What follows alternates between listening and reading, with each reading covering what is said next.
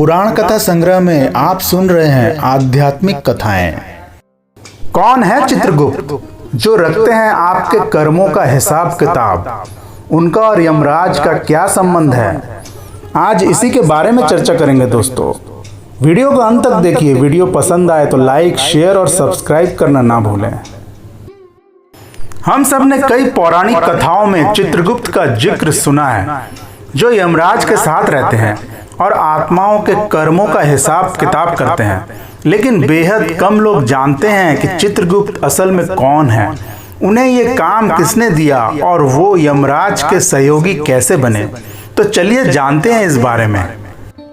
चित्रगुप्त का उल्लेख गरुड़ पुराण और कई अन्य पौराणिक कथाओं में मिलता है। चित्रगुप्त भगवान को न्याय का देवता माना जाता है, क्योंकि वो सभी मनुष्य के कर्मों का लेखा जोखा रखते हैं और मृत्यु के बाद आत्मा के साथ सही न्याय हो, उसके कर्मों के अनुसार उसकी आगे की यात्रा हो, वो इस बात का ख्याल रखते हैं।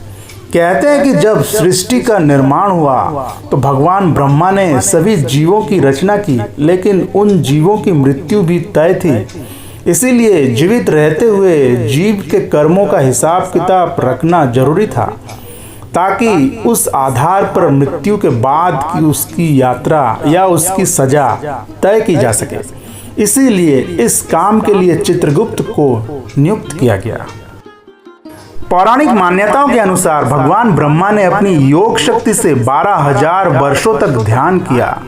इस ध्यान के फलस्वरूप उनकी काया से एक दिव्य पुरुष प्रकट हुए, जो चित्रगुप्त थे। ब्रह्मा जी की काया से उत्पन्न होने के कारण भगवान चित्रगुप्त को पूजने वाले या उनके वंशज कायस्थ कहलाते हैं। चित्रगुप्त का कार्य प्रत्येक जीव के गुप्त और प्रकट कर्मों को दर्ज करना है। चित्रगुप्त प्रत्येक जीव के अच्छे और बुरे कर्मों को लिखते हैं। मरने के बाद यमलोक में जब कोई जीव पहुंचता है तो चित्रगुप्त का लेखा जोखा यमराज को प्रस्तुत किया जाता है। इस आधार पर यमराज जीव को स्वर्ग, नरक या पुनर्जन्म में भेजने का निर्णय लेते हैं। चित्रगुप्त को निष्पक्ष और अचूक न्याय का प्रतीक माना जाता है। वे कर्मों का लेखा जोखा निष्पक्षता से करते हैं। वे कर्म के सिद्धांत के आधार पर निर्णय करते हैं, जो यह सिखाता है कि आपके हर कर्मों का फल आपको अवश्य मिलता है। यमराज मृत्यु के देवता के साथ साथ दंड और न्याय के देवता भी हैं, जो कर्मों के आधार पर अपना निर्णय सुनाते हैं। चित्रगुप्त इस कार्य में एक मुनि या कहें वकील की भूमिका निभाते हैं।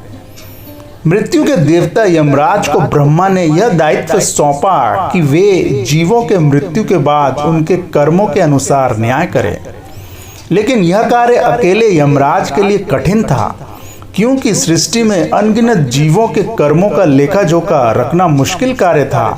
इसीलिए ब्रह्मा ने चित्रगुप्त को यह जिम्मेदारी सौंपी कि वे प्रत्येक प्राणी के जन्म से मृत्यु तक किए गए कर्मों का लेखा जोखा रखें और यमराज को न्याय करने में सहयोग करे।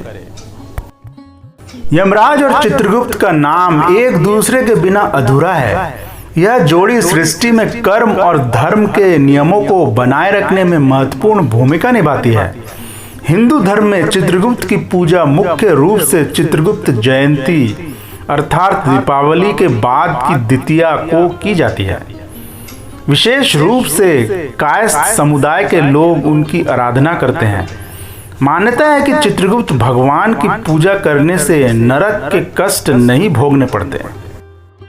अगर आपको यह कथा अच्छी लगी हो तो लाइक और शेयर जरूर करें, ताकि यह ज्ञान और भी लोगों तक पहुंचे।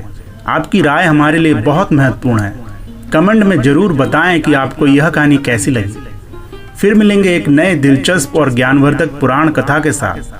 पुराण कथा संग्रह पर आपकी अपनी आध्यात्मिक यात्रा जारी रहे। धन्यवाद।